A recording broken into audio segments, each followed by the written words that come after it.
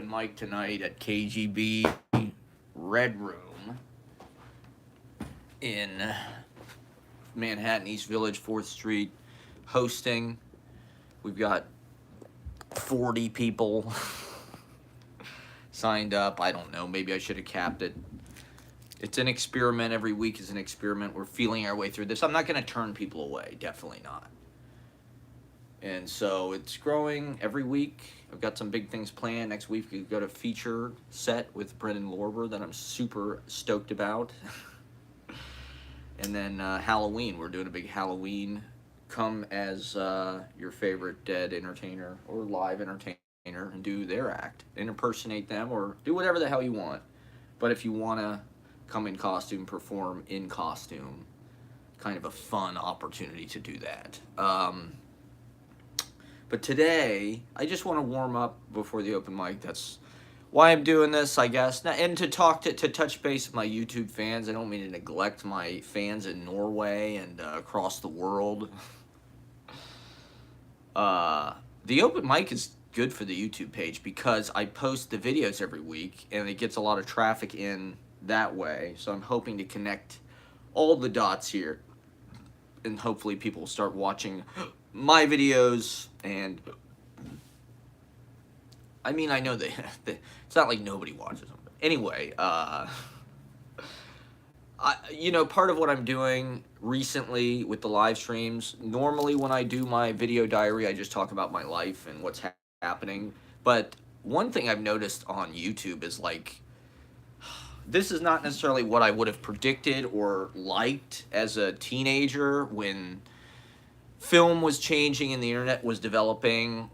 The things that are popular to watch on YouTube are not necessarily actual content. It's always like reaction videos or, I've been listening to this podcast, Joker Man podcast. And there's all these podcasts. They're like literally, it's just a podcast about one fucking TV show or one, here's a podcast about the fucking Beatles. Like Joker Man is about, right? It started out being about Bob Dylan. And then it sort of branched off into John Cale and all this other stuff. It's just weird to me that it's grouped in that way. People would rather watch content that's about some other content. Like, I'd rather watch a Game of Thrones podcast than, like, if the people who hosted that podcast had, like, their own vlogs, for instance. So with my stuff, it's like people don't really want to hear about your life. But if I talked about my dinner with Andre, the greatest movie of all time, well, maybe not that. But if you talk, or like these listening videos, it's like first time hearing Hotel California by the Eagles, or whatever the fuck it is, reaction videos. It's like for whatever reason, it's like Twitch, right? Watching people play video games. People recording themselves playing video games. Somehow this is popular. It is not what I would have expected. People don't really seem to want actual real life content.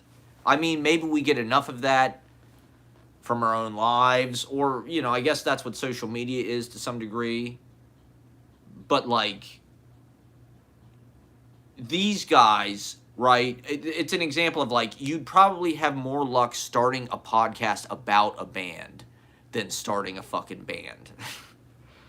It's like when, in my generation, the music critics were more rock stars than the fucking musicians. The people who worked for Pitchfork had the cultural influence.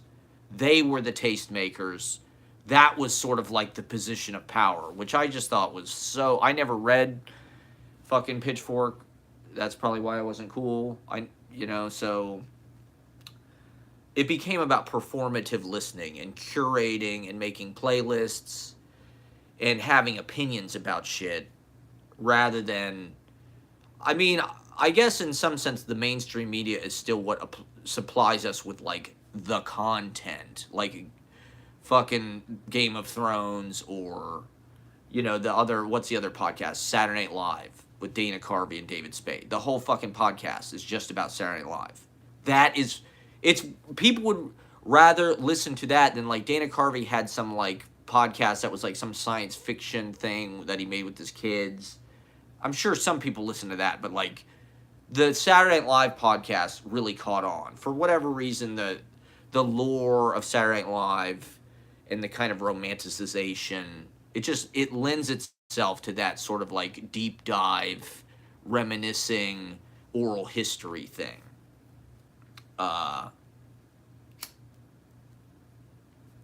Somebody should do something like that for a poetry project, where they just get every week Vincent Katz, Ian Waldman, whoever it is, come in, talk, do what they do in that SNL podcast, just talk about poetry project in their time there for an hour. That'd be a good podcast idea. I'm just full of great ideas. Including tonight, KGB open mic Mondays at Red Room on the 3rd floor, East 4th Street. It's a magical locus of energy and nexus. I met this girl who was a tour guide. She was telling me that Lucky Luciano's gambling parlor was in the KGB bar 100 years ago or whatever. And then Emma Goldman, I guess, made socialist pamphlets or something. There was some kind of Emma Goldman thing they organized there. I mean, it is called KGB bar, for Christ's sake, so the roots go deep in that neighborhood. The Ukraine thing, that's like personal for them.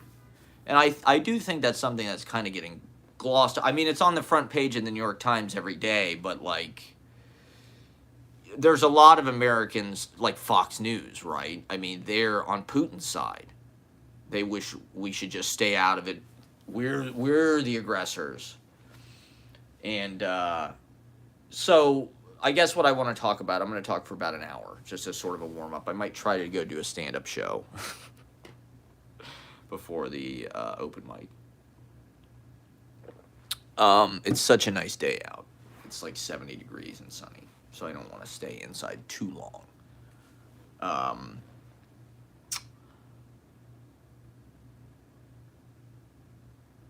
I've been watching, for whatever reason, I don't even know why. Well, I guess it's because over the past week, I've been sort of toying with, like, writing a play or, like, trying to write something for this. Because I went to this Tuesdays at 9 thing, right? And it's, like, a theater thing.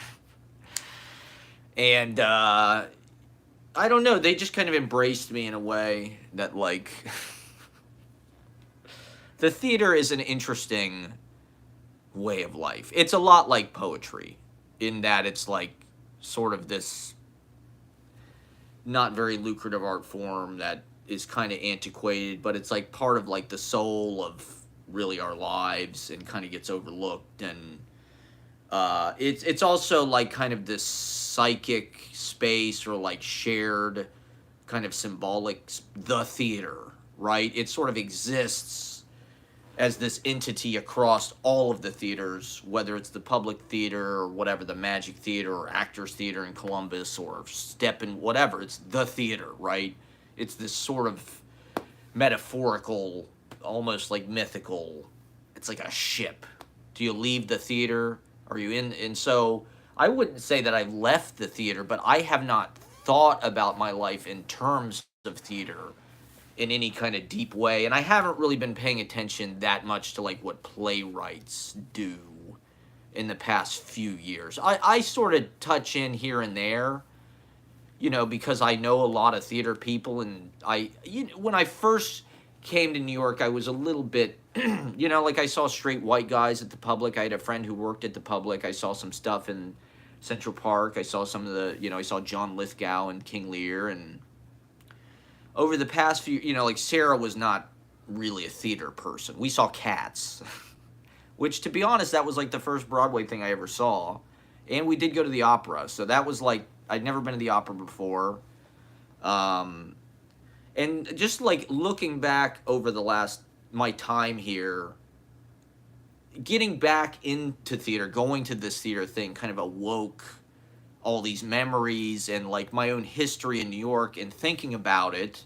And I have been involved in theater in different ways, but I would say obviously the theater that I was involved with was the Slooge entity. That was like the theater company, let's say. That was the theater company I was involved with in New York. In like probably the, I would say that was, other than like making movies as a kid or something with my friends, that was like the one theater company in my lifetime that I felt like this was sort of our creative vision. It was our band, right? I mean, literally and metaphorically. Like, it's a lot like a band starting a theater company. And as actors, I mean, I don't know. I didn't I wasn't able to romanticize that life as well as I can romanticize like the other things I do. There's something about acting that's very corny to me. And being in a theater company, there's something about it that feels kind of like vague or undeveloped. Or I just don't like it. I just don't, it's not my favorite group. I don't know. It's just not it's not, there's something that's lacking. The characteristics of like being in a theater company or being around actors, like there is a spirituality. In fact, there is a love of language and a love of text and poetry. But there's more body, there's more dance, there's more, it's almost like an esoteric juggling, that kind of shit. Like poetry doesn't necessarily touch on that stuff. I heard somebody say that poets are just like theater people who don't like the other theater people, which I don't know. I think that's kind of true in a way. It's basic. I mean, Shakespeare was a poet. I think poets are kind of monologuists. At least that's my own kind of perverted misreading of it, I guess. I don't necessarily want to do a character. I think staying in a character, I mean, it requires discipline, but it also feels like not totally what I want to do as a writer. I want to be able to jump to whatever I want to write about. It's harder to do that in theater. In theater, you kind of have to stay anchored to like your narrative. I mean,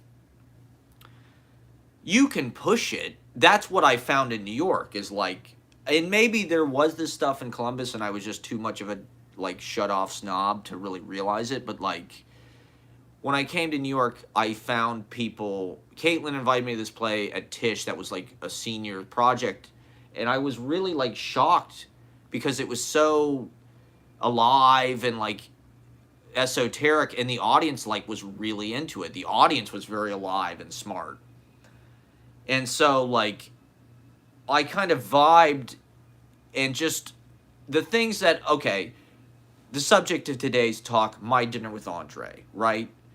When I was living in Columbus, My Dinner with Andre, and watching it recently, I didn't really realize how big of an effect. I mean, I'm not surprised, but also, like, when I'm watching it, I'm like, holy shit, like, the last 10 years of my life, like, a lot of what I've done has been, like, whether unconsciously or not, I think My Dinner with Andre was kind of a guide. Like, the way that they live, the way that they comport, and all of Wallace Shawn's work in his own life. This idea, and this is kind of the character he portrays in My Dinner with Andre, is like, he was a failure until he was like 40, right? He worked as a Xerox operator, and he'd take envelopes of his plays to theater people, and the theater people hated his plays. And as somebody who was a failure and a reject throughout my whole experience, that's how I felt. I felt like, I don't know, Wallace Shawn was somebody who was like very much a hero, let's say. I wanted to, if I could imitate his career, that was sort of a goal of mine coming to New York. Like, where he had like this life as an actor in Woody Allen movies or Toy Story or The Cosby Show, but also shit like Vanya on 42nd Street, and they'd rehearse plays for fucking 15 years in their house. You know, he'd do the play in people's living rooms. The Fever, he'd do it in people's living rooms.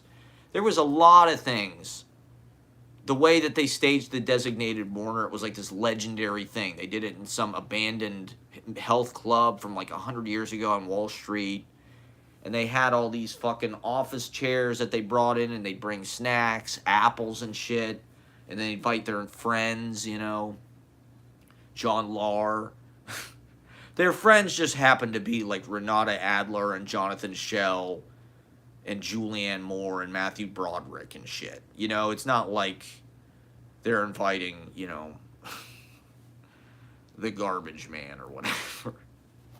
I mean, but that's an aspect of Wallace Shawn's work very much, I would say, is his political self-consciousness about his own privilege in his own upbringing. And his career can be kind of like seen in like these halves. He gets more political after My Dinner with Andre. His plays from the 70s are these kind of like, they're almost like language poetry. They're kind of like a Gertrude Stein thing. They're funny as hell. I mean, when I read Our Late Night, I still think that's probably my favorite of the Wallace Shawn plays, because it really exists more on a level of like poetry. His kind of literal talking about real life and politics, that doesn't really come in until My Dinner with Andre. And even in his plays, he weaves it in these kind of like fairy tale like ways. Like Aunt Dan and Lemon sort of has this Nazi undertone. I mean, it's about that. I haven't read it in a long time, but it's really about that. Even though it's kind of a meld between his very political writings. I mean, he's written a whole book of essays, and he's outspoken and specific about his politics, right? He was against the Iraq War. He put out a magazine against it.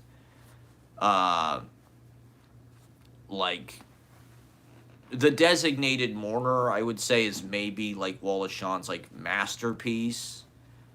And it's kind of crazy to think that that play came out in 1996 or something. Meaning he was, I think it took him 10 years to write. Usually he's not that prolific, let's say. He really only makes a play about once a decade or so. And so he really allows it time to get right. And they rehearse for a long time. And I was lucky enough to actually see The Designated Mourner at the Public Theater. They staged a revival in 2014, I think, 2013, 2014. And I was able to get $20 rush tickets. So I saw The Designated Mourner. I saw Grasses of a Thousand Colors in person with Wallace Shawn and Deborah Eisenberg and Larry Pine. I'm not sure if Andre Gregory was there, but I saw it. I saw the fucking play. It wasn't the original, production they did on Wall Street, but it was as close as I could have gotten in this lifetime. Like, it was amazing they even did that, to be honest. Like,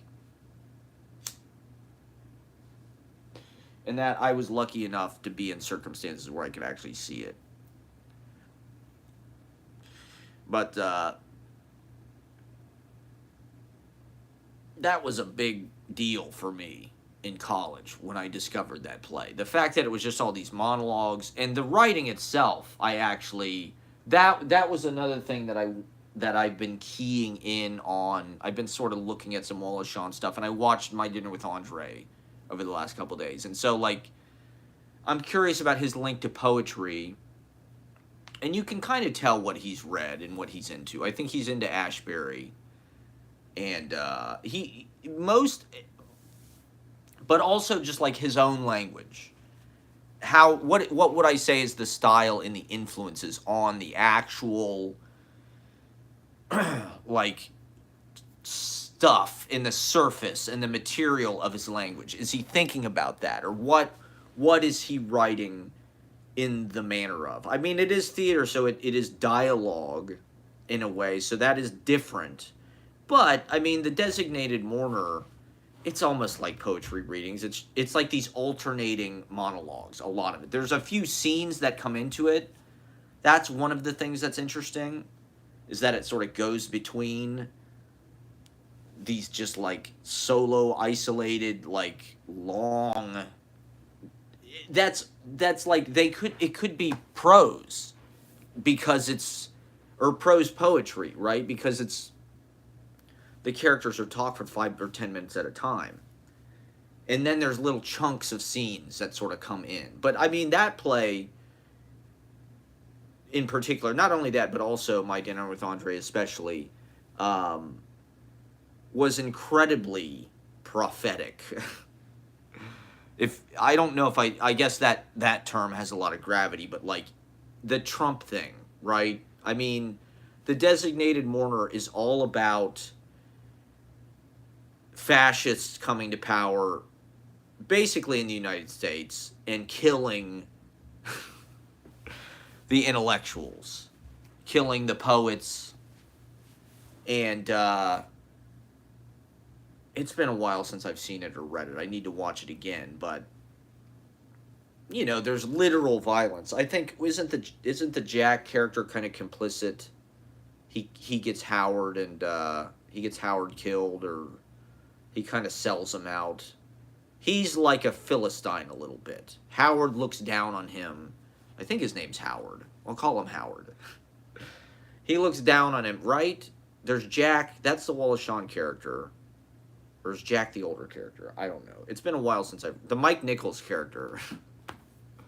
Mike Nichols played it in the... On the West End or something. And he's in a film of it. That's kind of incredible. That's not... You know, it's kind of unbelievable that there's a film of The Designated Mourner starring Mike Nichols.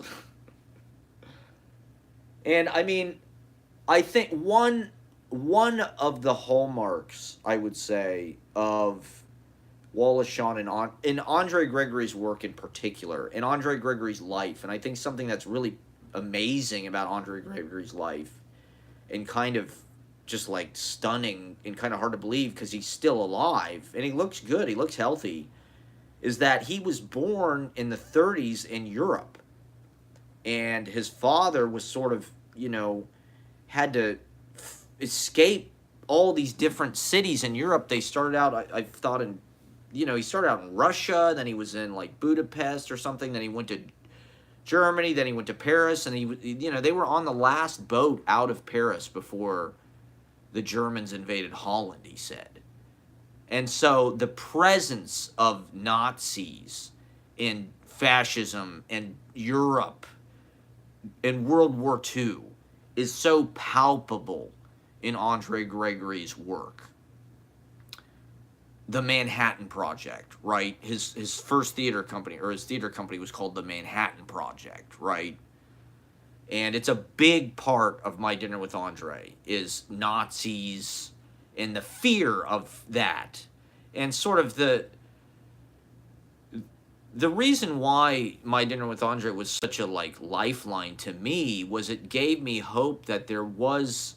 I did resonate with a lot of what they were saying about how people were asleep, and we have this world economy based on money, and we, you know, all the entertainment, the plays have to just like serve putting people further asleep.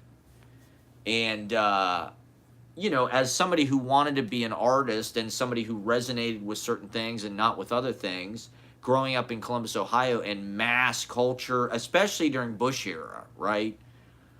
And corporations and college football. And, you know, my dad was he was always talking about fascism. I mean, I grew up in this town of Epstein and Les Wexner, right? This Abercrombie and Fitch and these labels were very present in my own community, in my own school. You know, the wrestling team, that was like a big thing. It was just weird. The whole thing was weird. Underage boys, like, we never got involved with any of that shit, but there was a weird kind of Twin Peaks. And now we know, right? We know what Epstein and Wexner were up to. I mean, Victoria's Secret, all of that shit is from Columbus, Ohio. So there, in Ohio State is such a big thing. And just like the entertainment people liked, I felt at odds with it. it was all mass culture, mass spectacle, violence, wrestling. You know, you find ways to fit in, but, you know, poetry, that world didn't really exist too much. I mean, it did in our high school because I was lucky to go to, like, you know, kind of a bourgeois high school. It was a public school, but, like, we got a good education. But things were aggressive. There was that aggressive, masculine, kind of intimidating factor. Police, military, you know, post 9/11, the anti-Islamic, anti-intellectual stupidity, right, ruled. Bush, he was the poster boy for that kind of like frat boy stupid thing. And so Wallace Shawn and Andre Gregory are like nerds. They're like eggheads. I felt more like them. What they were saying resonated with me. You know, that whole thing, Wallace. It's one of the things, it's just interesting to see, like any work of art, you have different reactions to it when you experience it at different times in your life. In Columbus, Ohio, this movie represented this fantasy I had about moving to New York, and it really furnished that out. I mean, here's these characters. Wally's a playwright. Andre's a theater director. They're making a film where it's a conversation for 2 hours. That was unheard of. And yet, I really love... It's my favorite movie. I gotta say. I mean, it's my favorite movie. I would rather watch because of the conversation. I think that's what most movies lack. They lack the verbal hook. They think movie is all image and all spectacle. And I think part of maybe what we're seeing with phone or streaming is like the verbal. Like My Dinner with Andre has taken on kind of a new life on viral videos because of the whole diatribe about the world governments. You know, there's certain things about it that really called what was going to happen. And I think that's because they were looking back, right? I mean, Andre Gregory had this very real experience of Nazi regime. Like, the threat is real in the work. Like, there's real violence in The Designated Mourner and in Grasses of a Thousand Colors and Aunt Dan and Lemon. And The Fever is all about this character who's having this sort of like anatomical sickness because of their own privilege. The Fever is about, it's a different angle. I would say The Fever is about one person sort of coming into their own awareness of their privilege and their responsibility, that and their own political responsibility in their own life. And I think after that point in Wallace Shawn's work, his work becomes more explicitly about that. I think he felt a duty to say things directly and to say, you know, we're being taken over by fascists. This is a very, you know, the Designated Mourner kind of takes place in this kind of like, one of the trademarks or hallmarks of Wallace Shawn's work, I would say, is it has this friendly kind of tone. Like, it's very likable. It's very entertaining. It's kind of simple in a, like in a fairy tale like way. The way the characters talk and the language, the baby or the fried chicken or whatever, you know, like it's kind of, he's on TV, right? Like Wallace Shawn was on the fucking Cosby Show and shit. Like, he has some pop sensibility, I would say. He's a movie star, right? Him and Andre Gregory both have this kind of iconic pair kind of status, right? They look like, what did they say? Pooh Bear and Tigger or whatever. Or Christopher Robin, I don't remember. It says in the Criterion booklet. Criterion is, you know, was very good about getting their work into the world at large. Taking something which was just theater work in New York that would have had a limited audience. I mean, Wallace Shawn and Andre Gregory, they perform to about 25 or 30 people of invited friends, right? They're not on Broadway necessarily. But filming it, getting the Louis Malle film of Vanya on 42nd Street, getting the Jonathan Demme film of The Master Builder, and putting it on Criterion, putting it on Criterion Channel, all of a sudden, I see it in Columbus, Ohio. I can get it from the library. It has, even though it's this avant-garde thing, a 2-hour-long movie that's just these two guys talking.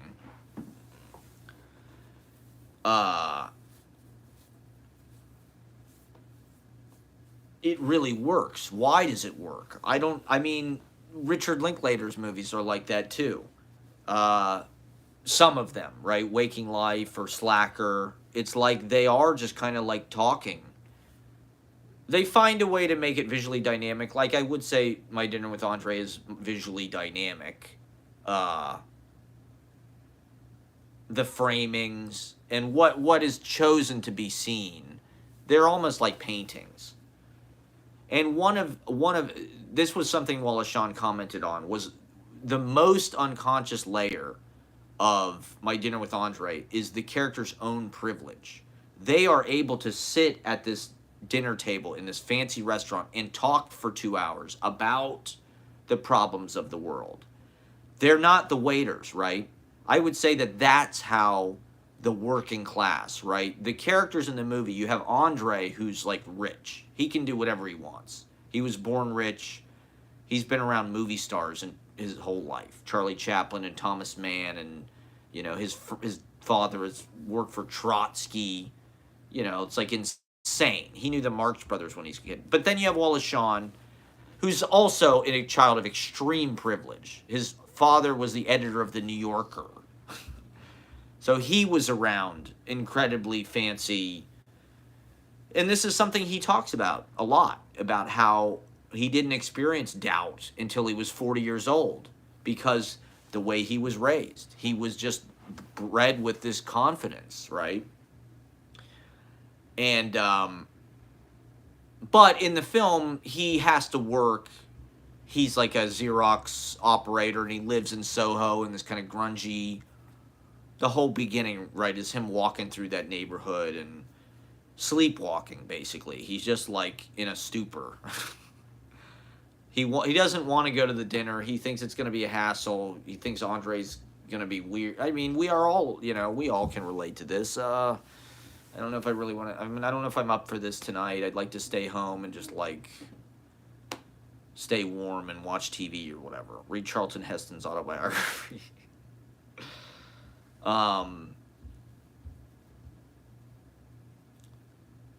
He's like he's between. He has to have a job, but he's still pampered enough to have this conversation. The waiter is the working class. The waiter is the one who's subjugated so they can enjoy their dinner. And to be honest, in My Dinner with Andre, that's like implicit. That's not really something they discuss. There's things that sort of, you know, allude to things like that, the class differential, but it's not the subject. It's not the explicit. It's more about their theories about the modern world. And from what I understand, the film was made to wake people up. I think that's part of the magic of it. They had an objective. The objective was to sort of show people reality, to show people, two people meeting face to face, having a conversation. Real. It's their own. And because it's monologues, it's not visualized, it's not overlaid with B-roll, the viewer has to see what they have to participate. It makes the viewer activate. Because Andre Gregory is saying, I'm going to the Sahara, or, you know, this monk was in our apartment in New York. So we have to picture that. You know, we have to picture what their production of The Little Prince was like, or what being in the forest with Grotowski was like. We don't know what Grotowski looks like. You know, the average person who sees that fucking movie probably has no goddamn clue who Grotowski is. So who do they see in their mind's eye, right? There's no picture of Grotowski in the fucking movie, right? Debbie. There's no Debbie in the movie. I mean, she's in the movie, but, like, she has a sort of extra cameo part. It's not the character of Debbie. Who's Debbie? You know, if you don't know Deborah Eisenberg, but that's his actual girlfriend. This was something I was curious about, is how much New York School is in Wallace Shawn's work, right? Because they were sort of parallel developments. Wallace Shawn and Andre Gregory were part of the theatrical avant-garde. I would say that at basically roughly the same time that the Poetry Project was developing, punk music, the second, third, fourth generation of New York School. But they're also kind of part of that same kind of aesthetic, highbrow society in New York as Ashbery or Frank O'Hara. You can see them maybe. So I was just curious. How, that was something that I was not as aware of, right? When I watched My Dinner with Andre when I was fucking 25 or whatever, or in my early 20s. To some degree, I do think My Dinner with Andre functioned. The reason why it was entertaining to me is similar to the reason why I like New York School poetry, and it's because it's about New York. I don't know why that's appealing, but, My Dinner with Andre, it's like the beginning of the movie's in Soho, the end of the movie, he's riding that car through Manhattan. You're really inside Manhattan in that movie, and you get to see these characters like face to face. You get to be up close and personal with these from, like I said, from me in Columbus, Ohio, that was like a dream. That was the dream, to move to New York. But also, you didn't really know what it was. You didn't really have the context, like I never saw Alice in Wonderland. I wasn't in New York in the 60s and 70s. Things like having his real life in the work, I would say that's like a New York School thing, alluding to Debbie or having it be about them, right? They play themselves, Wally and Andre. That's kind of a New York School. It's like an artistic version of their own lives, and it's realism in the same way that like a Jane Freilicher painting or a Fairfield Porter, it kind of has similar qualities to something like that. I would say it's probably obviously more influenced by like Beckett. That's something that they kind of allude to in the behind the scenes materials as they talk about, he just mentions Beckett. And obviously Ibsen and Chekhov and things like that. Vanya, I think. The way that Chekhov is about real life. But Beckett in the sense that it's funny and it's kind of like dark humor, maybe. The simplicity of the language and like the simplicity of the characters. It's weird because Beckett is such an influential writer, and I can kind of see why, but I don't understand why he's such a giant. Like, his plays are kind of iconic in a way, but I'm also like, why? They're kind of simple, like Endgame, right? But at the same time, Endgame, if you look at it, it was kind of the ultimate play of the pandemic. I mean, certainly the quarantine. When I was in quarantine, it felt like this is Endgame. You can't leave the house. You can barely leave your chair. It's the end of the world. And here we are, stuck inside. And the way, he uses the theater. Krapp's Last Tape. You can see how Krapp's Last Tape was super influential on My Dinner with Andre and The Designated Mourner. Because Krapp's Last Tape is all about the guy taping himself, talking about his life or whatever. And going back and listening to these tapes. The play is him eating these bananas and listening to these tapes. And it's like, that's kind of what they did to make My Dinner with Andre. They tape recorded all these conversations they were having. They transcribed them, and then Wallace Shawn kind of stylized it into a poem. I would say that Wallace Shawn writes like a poet. He doesn't take it that far, but what he does is like totally works and is right, and like it's more about like the thought that went into it in a certain way. Like, I mean, even though his language is incredibly beautiful and funny and as intelligent and clear, he tries to put things, I think, in clear, like simple, but like playful. There's like this playful, fun quality, affable quality. You know, he's in fucking Princess Bride. He is like this puckish or, you know, fairy tale kind of character in a way. He has that kind of like sadder quality or whatever. Mirth maker. His voice and his, you know, him and Andre both have that. And so it's almost like they're telling you a story or a fairy tale. Grass of a Thousand Colors, I think, went further in that direction. It really feels like a fable. Designated Mourner has stuff from real life in it. The president, the readers of poetry, and people get killed.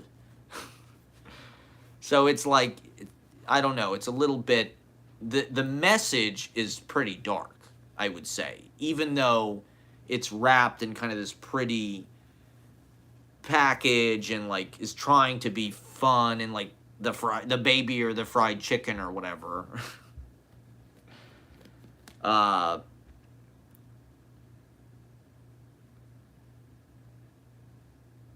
it is musical. I mean, his brother's a musician, Alan Shawn, like, but it's more like playing in this, you know, the one play I want to go back and revisit is Marie and Bruce. That was the one that when I read it at the time, I was just like, what the fuck is this? You couldn't, there's a movie of it with Matthew Broderick, and I watched the movie. It's got all these weird, like, wolf visualizations and shit that, I don't know, I didn't really get it at the time. But now I'm like, man, maybe Marie and Bruce was actually like, because it's all about the gender dynamic, and the man's just a total piece of shit, and I don't know. I'd like to see it again. I think it actually might be. It's more like his early plays where it's just like, it's about modern life, but the characters just insult each other. It doesn't have the specific references to like Findhorn or Dick Avedon or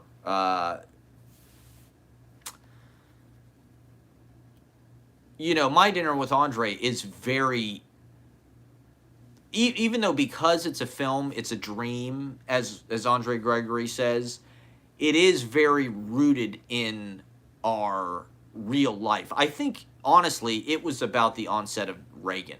It came out right when Reagan got elected, and I think a lot of the more sensitive left people, especially people that lived through the 60s, when Reagan happened, that was kind of the original, like, oh shit, this kind of fascism thing is starting to happen here, this military.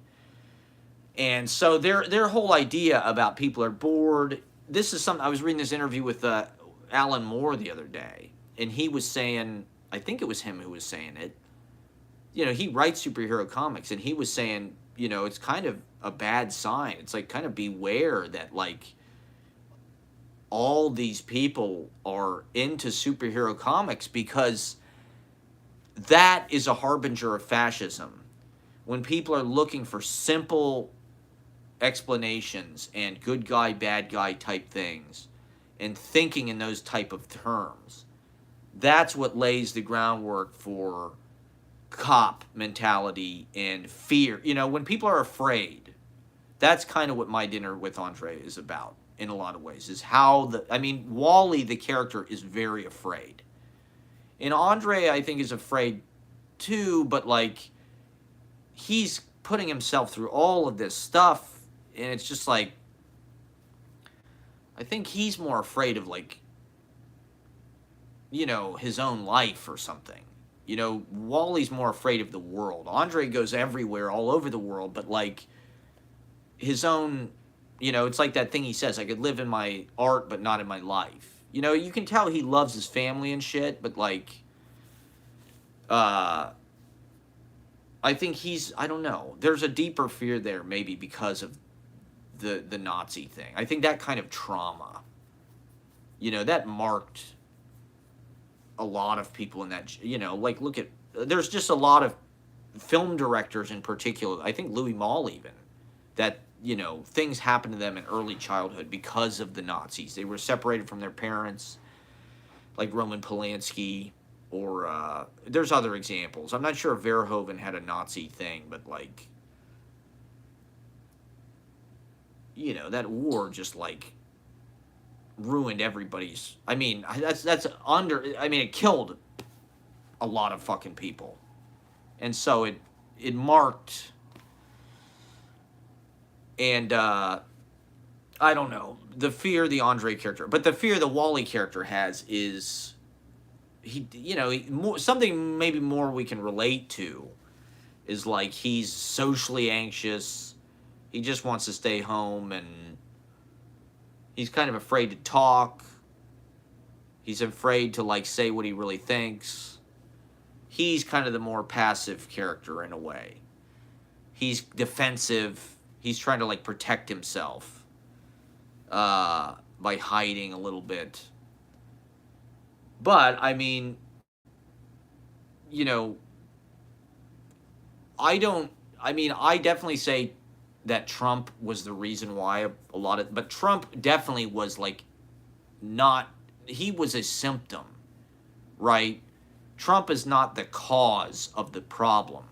The problem is everything that My Dinner with Andre lays out. We have this culture of people who are kind of isolated from each other, who are asleep, who are aggressive, who are brainwashed with violent imagery and aggressive imagery, corporate imagery. The corporations want people to be asleep so they'll be consumers. They want you to go to your job.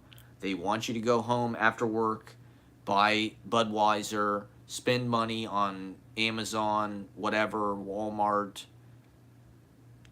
They want you to be a productive member of the economy, but they also want you to be pliant and to follow orders and directions and to just shut the fuck up. And like, I mean, for the corporations, it works to their advantage to make people hate the government and be nihilistic about everything, because when they're more desperate, they'll work for less, and they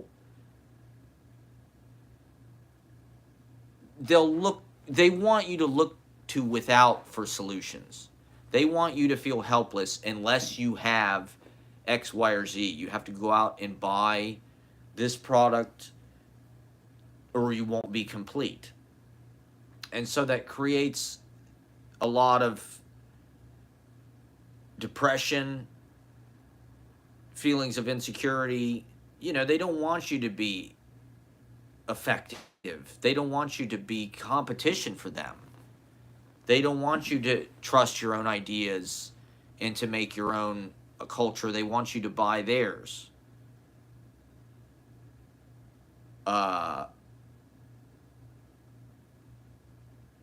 If they alienate us from each other, they have the power.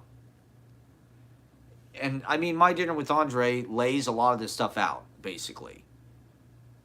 Robots, that's one thing the movie kind of alludes to that's becoming more and more true, is just like automation.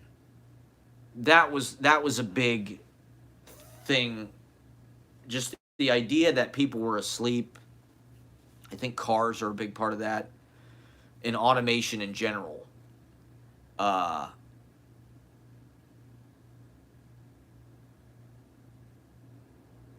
In Columbus, Ohio, it really seemed like My Dinner with Andre, even though they're talking about New York and things, it seemed like they were describing the world that I was in. It seemed like I was surrounded by people that were asleep, that, they listen to classic rock radio all the time. They watch football. They eat meat. They smoke cigarettes. They drink beer. You're not supposed to think about anything. You know, you're supposed to believe what Fox News tells you. They brainwash you by telling you, hey, don't get brainwashed. Listen to this. This is the real story. The government's trying to fucking control you. Hillary and the reptile people.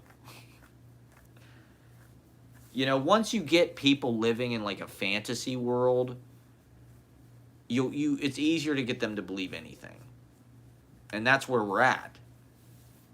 Like, not that it's anything new for people to believe, like, that the world is flat.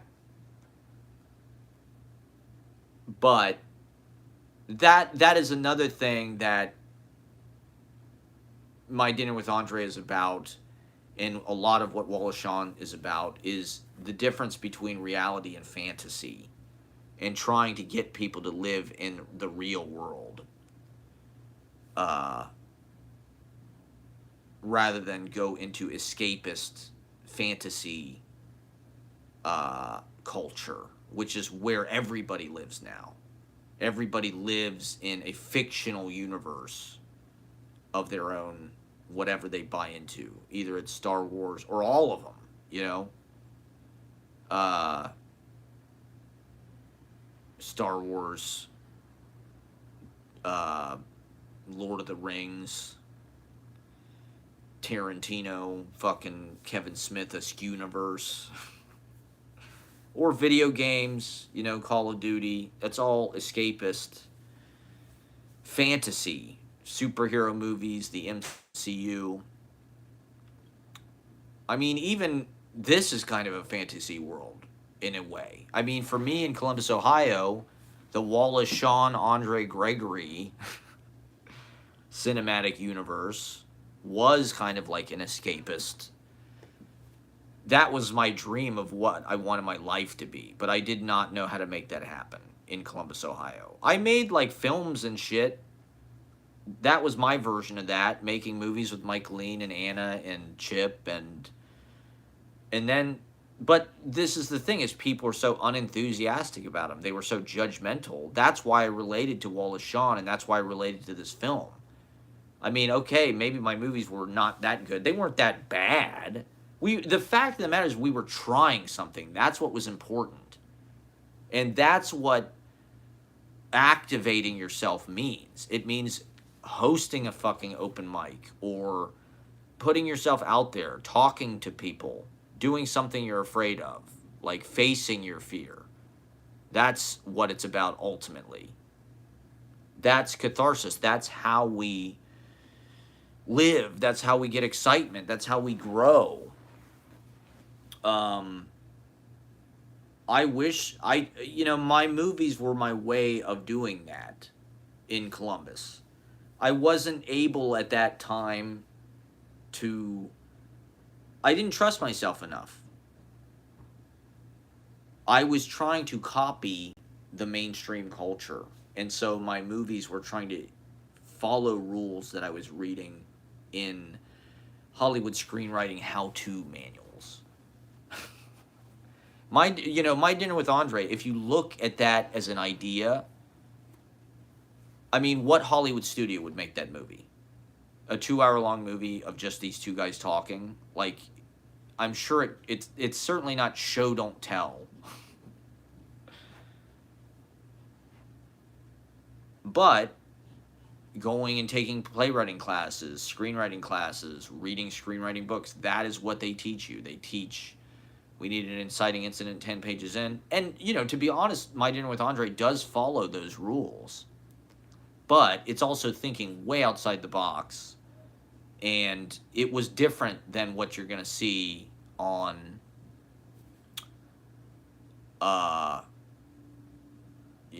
TBS, Stallone, Rambo, Rocky, Total Recall. Not that I don't like those movies, right?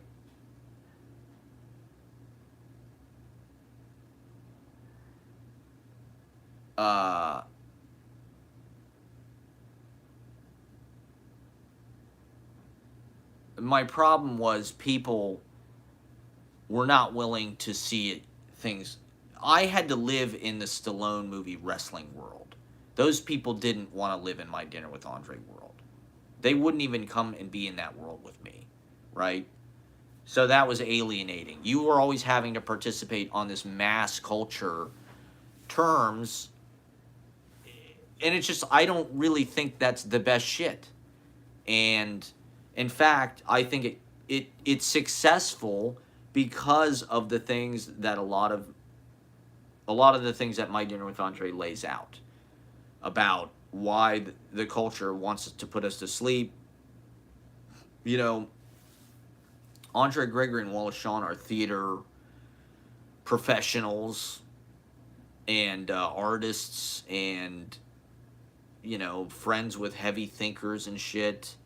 One of the things I liked about My Dinner with Andre is it had theories about society. The theory was everybody's asleep. And, you know, they lived in a world where they were going and seeing French New Wave movies, or I don't even know, and avant-garde theater of the 60s. And this was they were trying to make a movie that had a different function and did something different to people. It's not brainwashing you in violence. It's not just some murder fest blood movie like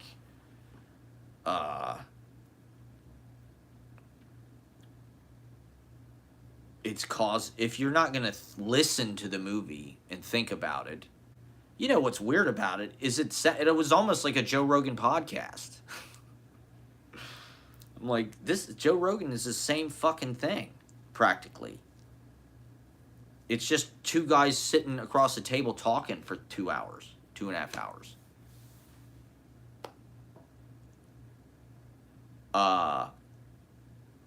Do with that what you will.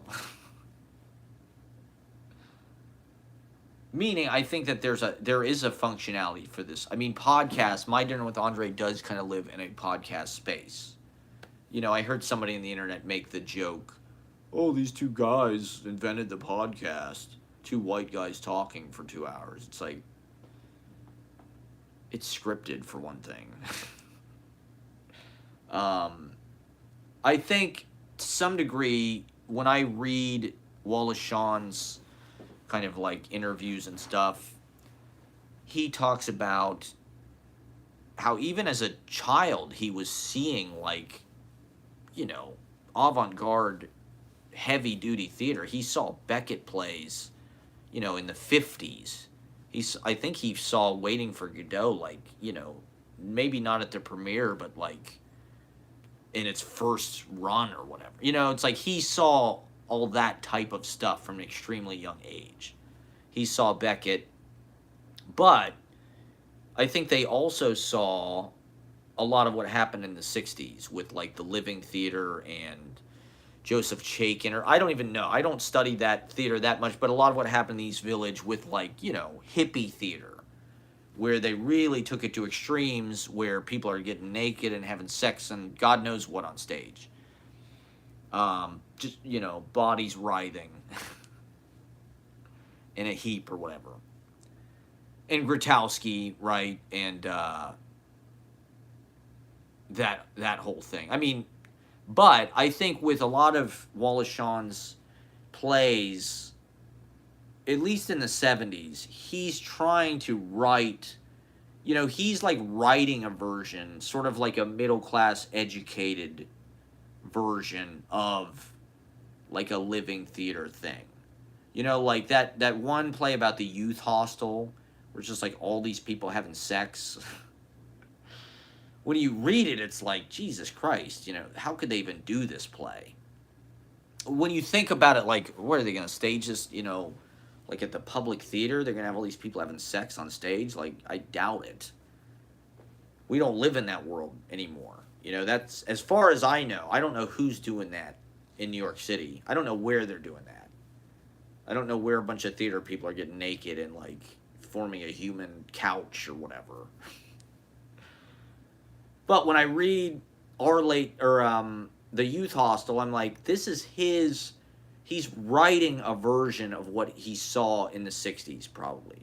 When he saw extreme hippie theater in the East Village with people on acid, naked, or, you know, even like that America Ha stuff, John Claude Van Itali. You know, there was like Cafe Chino. In certain ways, I would say, you know, Wallace Shawn and Andre Gregory's work is not as avant garde. It's not the most extreme. There are things about it. I don't even know if I'd call it avant garde, actually. I mean, when you compare it to Broadway or something, it seems that way, but like, to be honest, Wallace Shawn's plays have as much in common with Broadway plays as they do with the avant-garde. Like, a Wallace Shawn has as much in common with a Tennessee Williams play, or a Beckett play, or a Harold Pinter play, as it does with, you know, Carolee Schneemann meat performance, or whatever the fuck it is, you know, or like somebody putting hooks into their body, or whatever the fuck they did, you know, in the 70s and 80s as performance artists. You know, people, that was the avant-garde. I mean, maybe that's a cliche, but to me, you know, somebody going up on stage and nailing their dick to a board, or like taking a shit, or whatever the fuck they did, you know, like extreme performance artists, like, those people are crossing a line in a way that, like, they're not, there's no element of, like, the Broadway playwriting thing in that stuff, I wouldn't say. It's more, and I don't know, I think to some degree that is true of Wallace Shawn's work and Andre Gregory's work in general, is like, you know, they are kind of commercially successful. They're not, I don't think they're taking they want to communicate to normal people, I think. They want to be friendly to the average person that, like, comes to their show. At least in the plays after My Dinner with Andre, I would say. Even though their message is kind of, like, heavy, and, like, you know, a spoonful of sugar makes the medicine go down. Like, I still, you know, even The Fever, it's like, you could read that to your average person, and they're like, they're not going to be totally alienated by it. The politics they might not agree with, but, like, they might think it's somewhat, you know, understandable. Whereas, I don't know, to me, like a Yoko Ono piece, or a John Cage piece, or even, like, what the Poets were doing. You know, like, if you look at, like, let's say what Eileen Myles does versus what Wallace Shawn does, like, stylistically, and politically, and the risks it's taking and whatnot. I mean, I would say that poetry still exists, like, on a fringe, with, like, the way it's handled, the rawness, the honesty. There's something more real about it, in a way. Even though Wallace Shawn's plays are trying to inspire people to be alive, I think there's something about the plays that is entertainment and placating, in a way. In a way that, like, poetry doesn't necessarily make those same concessions. Like, even though Eileen Myles' poetry is funny and, like, entertaining, it's still, like, on the outskirts of, like, taking chances with the language itself. I think Wallace Shawn is still writing, he's writing really good sentences, but, you know, his dad was the editor of the New Yorker. Like, he's writing traditional sentences. He's, even though I think he does write poetry, like, his work is so well done that it feels simpler than it actually is. but at the same time, like, he's not challenging you intellectually like Ashbery would. There's certain passages in Ashbery where you're like, I don't even know what the fuck this means.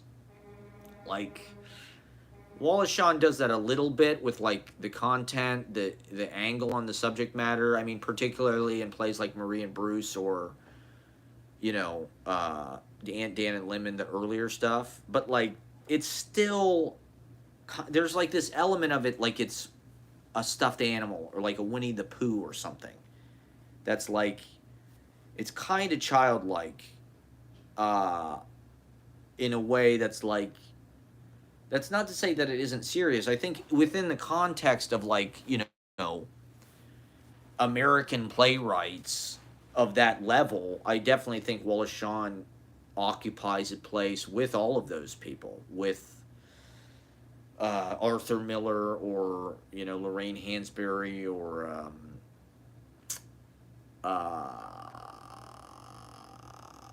God, who was the lady who wrote? I can't even think of the name of the fucking play now. Lillian Hellman. Intozaki Shange. David Mamet, Sam Shepard. Like, Wallace Shawn is one of the great American playwrights, I would say. But I don't know. It's not like you're reading something completely transgressive. It's not language poetry. It's not. It's postmodern, but kind of in a friendly way, not in like an obscuring way. It's not abstract expressionist, I don't think.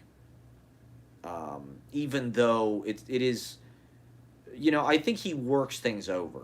That is a difference. The poets, which is ironic, because it is, a lot of Wallace Shawn's work is about realism, or like trying to, like I said, get you in touch with that. But at the same time, I do think his plays actually kind of put you, maybe not as far of a distance. I don't know. I think watching My Dinner with Andre, and also listening to all these podcasts with Andre Gregory, the way that they put you in touch with life is by talking about it with great specificity and saying things that nobody else is saying, and communicating what they think needs to be said.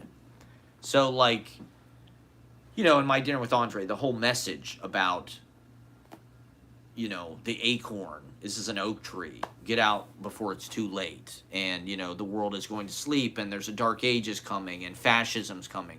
This was the message of the fucking movie.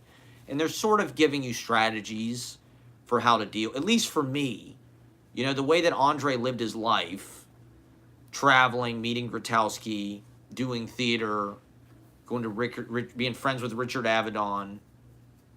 It seemed like, okay, I want to get to New York and try and figure out how to live that way, right? Live like Andre Gregory does and go on all these adventures. And there is something about acting and performing in theater that, like, it kind of puts you so deeply in touch with, like, life, because, like, there's a lot of pressure, you're nervous, you're using your whole body. This is one of the things, coming alive, waking up, awakening. They called Kerouac the Great Awakener, and I think Andre Gregory and Wallace Shawn are like awakeners. Their work is like awakening people. When you see My Dinner with Andre, you go, whoa, you must change your life, right?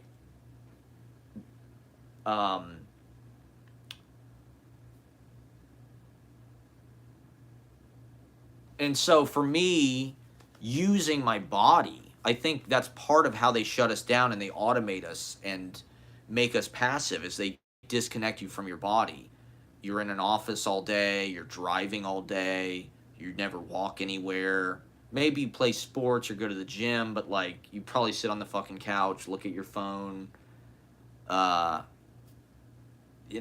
Your body, we're alienated from our bodies in a lot of ways these days. People hate their bodies. But for me, getting on stage and acting and performing, I mean, poetry, it's not a part of that at all, right?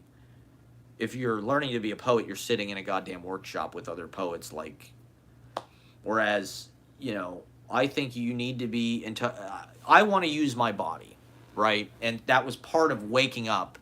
I thought if I moved to New York, I'd be around smart people, I'd be around awake people, and I'd wake up. I wouldn't be around rabid, people putting themselves to sleep and just dimmer consciousness.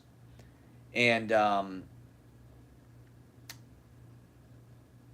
poetry, I think, for me, is completely a way of meditating and seeing what I'm seeing, hearing what I'm hearing, perceiving, being present, being all the shit Eckhart Tolle talks about. I mean, in a lot of ways, I would say the message of My Dinner with Andre is the same fucking message as Eckhart Tolle, which is just presence, being open to life, following your intuition, following synchronicity, coincidence. That's a big part of the movie. His thing with Andre, that magazine, Minotaur.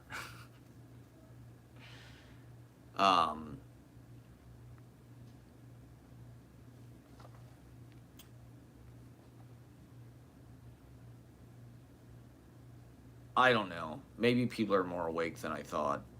Looking back, now I'm like, maybe I was the one who was asleep. Everybody else was out doing stuff. I mean, even if they have to drink, everybody binge drinks to kind of get to escape themselves. I mean, I was just frustrated because I felt like I didn't really have a voice, or I didn't have the voice that I wanted. I wasn't.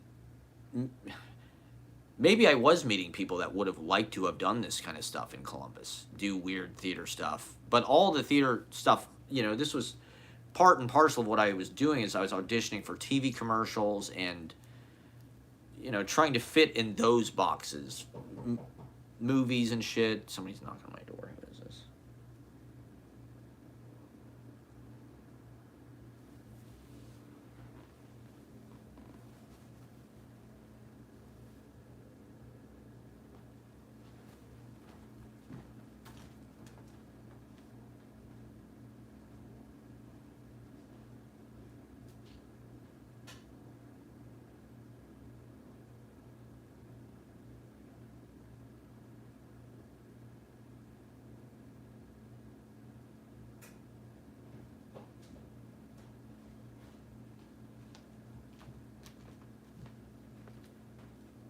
Okay, they're not knocking on my door. They're knocking on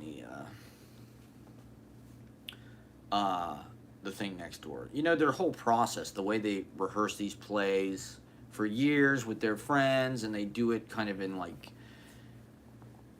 real locations. They do it in people's apartments, or like Vanya on 42nd Street's in that like abandoned theater. It was site specific. That was all exciting stuff to me. I probably should have gone to ETW or something, like my friends who I met in New York, because that was the stuff that really turned me on. I felt like, as an artist, was just like, I don't know, pushing it to the limit, using more of like your whole being, getting bigger, getting louder, getting more animalistic.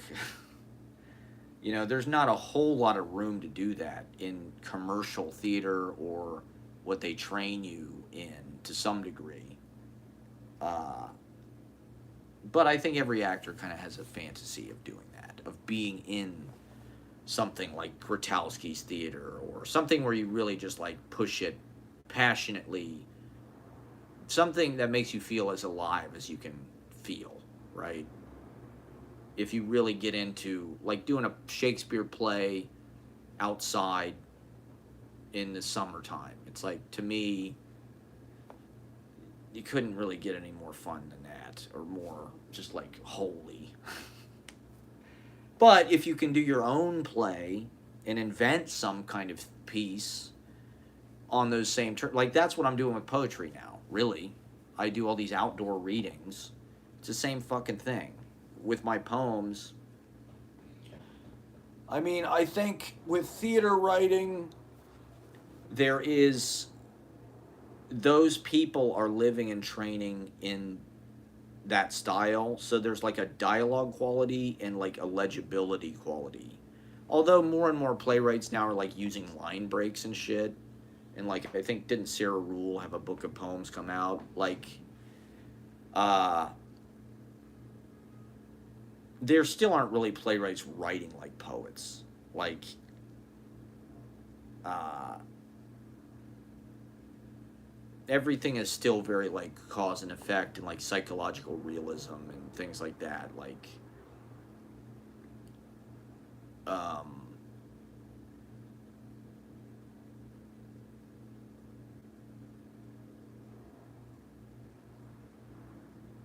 I don't know. I, I'm gonna. It's like the most awkward ending ever. But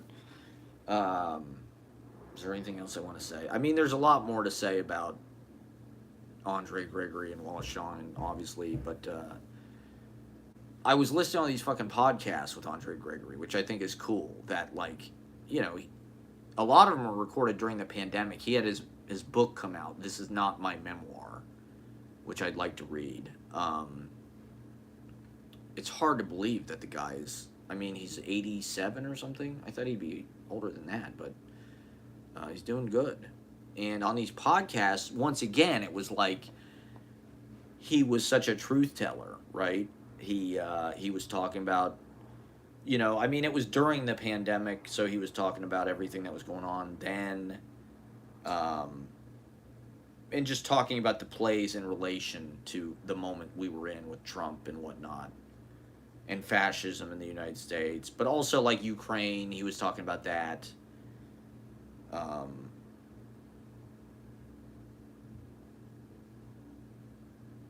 and so I don't know if I that was my interest, I guess, in that movie. Is like it reminded me of a conversation that I'd have with my dad or something about, well, why are people acting this way? The whole society's fucking crazy, or why do I feel alienated, or here's something I've observed about, you know, people's behavior that you know, I don't know. I think to some degree, like, there are a few things in our lives in this era that are designed badly, and they cause us to live these kind of like inhuman lifestyles, namely, uh, you know, our corporate power structure, which just like allows corporations to do, and the design of everything with cars, uh, you know, there's a few things in our culture that cause people to sort of be hypnotized in the way it's exactly what they're saying. It's a world economy based on money, but it's not the government's. You know, the reason why My Dinner with Andre sort of became this like InfoWars talking point, because people thought they were talking about, you know, Hillary and like the deep state, and it's like he's not talking about that. He's talking about corporations. I mean, the governments work for them, right? The reason why the United States or the CIA overthrows the government in South America is for money and for business. It's because the fucking United Fruit Company or whoever is going to make less money if they're socialists. They'll make more money if they have a dictator and they can just kill people and exploit people. So, you know, when people like vilify the deep state or Hillary or whatever it is, the CIA, oh, they're so bad, it's like they work for the corporations. You know, people shit all over the politicians. Oh, the politicians, it's a swamp. All they do is take money. Who the fuck do you think they take money from? They take money from corporate lobbyists who rewrite the rules completely in their favor, so they don't have to pay taxes, and so they get whatever the fuck they want. They put all the small businesses out of business. You know, it used to be there were protections. You couldn't have multiple businesses, and, you know, there were things that would protect the little guy. And that's not the way it works anymore. We have a world economy that wants to put people to sleep so it can continue to make money, to make the extremely wealthy people and the stockholders rich. You know, it doesn't have to be this way. I talked a lot about it in my other video, but it is all political. It's all wrapped up. I think My Dinner with Andre is like an instructive piece to sort of set people on this path where they're thinking about, maybe how can I get outside of this?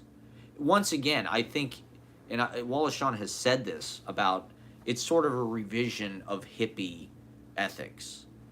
He's sort of taking the 60s philosophy and putting it through this avant-garde theater of the 70s and 80s, where it's like, or like, you know, maybe not even avant-garde theater. He's like translating it maybe to a more middle-class audience.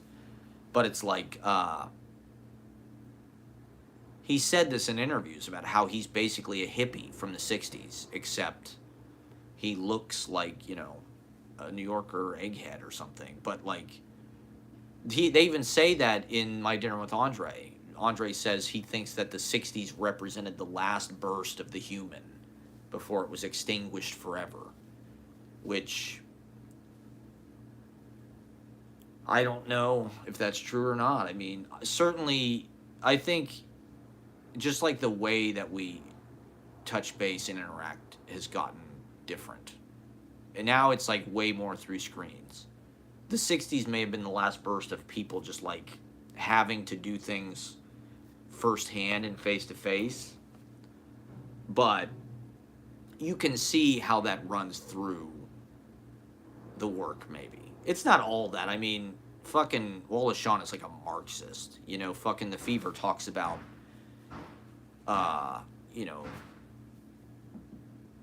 Karl Marx's book and shit. Which book? I forget. Capital? The character gets a copy of Capital. So it's like, they're not just hippies. They're, you know, Wallace Shawn, I think, he's a radical socialist.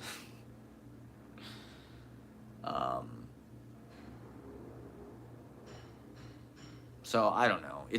There's a lot to be learned. I'd say, I don't know. In a lot of ways, Kaveh Zahedi's work kind of takes off from that in some ways. And a lot of what I do, I mean, when I started to do Scenes from a Life, it was because I didn't want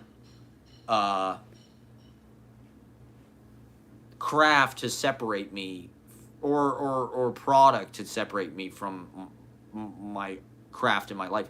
I wanted to live my life rather than spending all this time on art like Andre. I lived in my art but not my life. It's like, well, I wanted to just combine the two, right? And it just felt like the next logical step, you know?